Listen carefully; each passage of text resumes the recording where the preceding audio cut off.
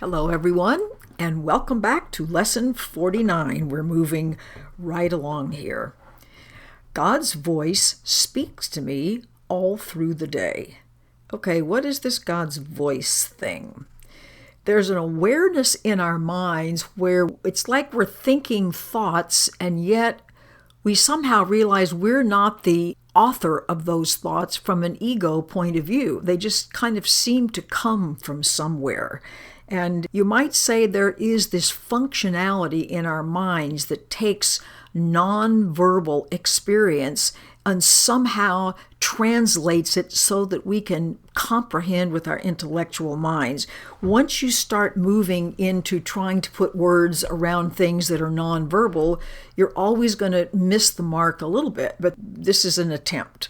So God's voice, an awareness of love, the substance of love is relating uniquely to us.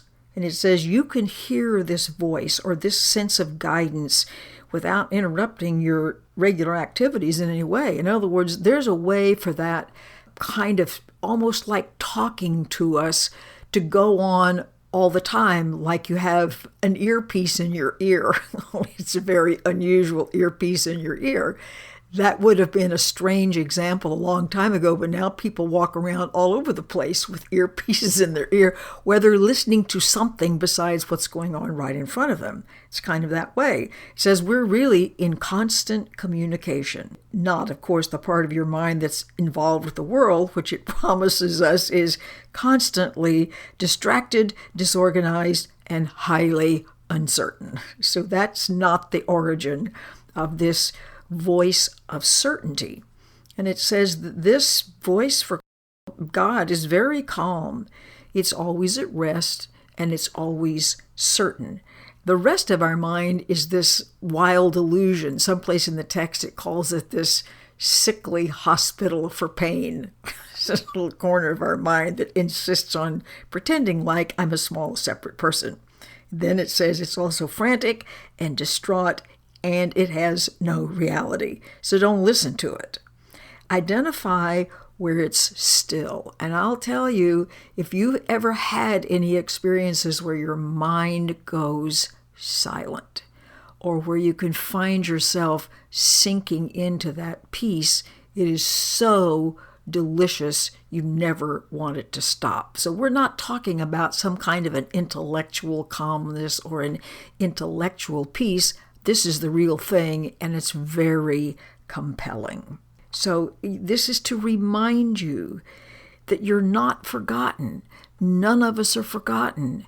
We're specifically and uniquely remembered and beloved and embraced all the time.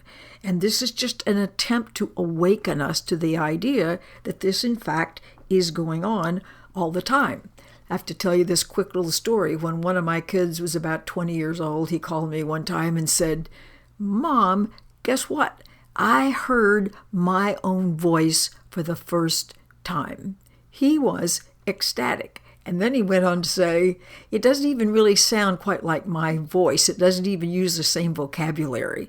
And he was enchanted by this. And so we discussed this. So many years later, I had occasion to ask him, I said, "Do you still hear that voice?" And he said, "Of course," kind of like, he wasn't dismissive or rude, but it would be kind of like, of course, like who doesn't? Like, yes, of course. He said, "I don't listen to it all the time, but it's always there." So we're always being reminded that we're safe and we're loved and all is well. So it says this is a really happy and important and peace-inducing operation we have going here. All that is wants you to know that you're lovable, you're loving, and you are beloved all the time, now, forever, despite whatever you think your mistakes are. So listen in deep silence. I've had that experience where all thoughts stop, completely stop, and it's a sensational experience, and I can assure you it's worth practicing for. So just be still, open your mind, Forget about all the noise that your ego mind makes. But sinking down is, as I mentioned before, is not directional. It's more a settling. It's a quieting. It's like one of those little snowball things with the little glass globe, and it has a little snowman or something, and you shake it, and all of the little white flakes fly around in that globe as if it were snow flying, and then it settles. Well, this is what it's like. And when you do that, you're approaching your reality. You're approaching that sense that you are deeply welcome. You're deeply important. You're trying to experience the non-verbal, non-explainable experience of love itself. It says, do this periodically, and you've got your 4 practice periods, 5 minutes a day, more if you can, and just keep it in the back of your mind. As with all the lessons, just keep remembering, I can just tune in and listen to my guidance, my intuition, God's voice. It's always turned on, always broadcasting to us. It's our job to tune in and listen. Hope you have a great day. I hope you listen. I hope you know you are always being carefully and beautifully watched, listened to, adored, comforted. We just need to tune into the comfort that's offered us. Have a very sweet day. Bye.